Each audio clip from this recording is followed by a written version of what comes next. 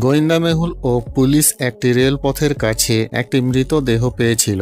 লোকটি A212 এক্সপ্রেসে ভ্রমণ করছিল, যা ডান দিক থেকে বাম দিকে যাচ্ছিল। তারা মৃতদেহর কাছে দুটি ব্রিফকেসও পেয়েছিল। একটিতে প্রচুর নগদ এবং অন্যটিতে ব্যয়বহুল্য পোশাক ছিল। প্রথম পুলিশ সদস্য: এটি অবশ্যই একটি হত্যা। কেউ তাকে ট্রেন থেকে অর্থ এবং কাপড়ের জন্য ধাক্কা দিয়েছে। দ্বিতীয় পুলিশ সদস্য: এটি অবশ্যই একটি দুর্ঘটনা হতে পারে। যদি এটি খুন হয়, তবে নগদ এবং জামা কাপড় এখানে হতো না। আপনি কি অনুমান করতে পারলেন যে এটি হত্যা বা দুর্ঘটনা ছিল?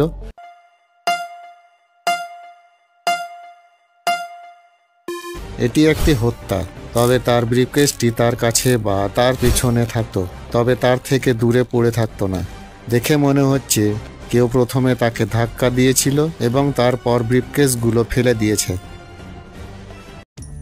যদি আপনি গল্পগুলো পছন্দ করেন, তো দয়া করে লাইক, সাবস্ক্রাইব করুন আর বেল আইকনটি প্রেস করবেন।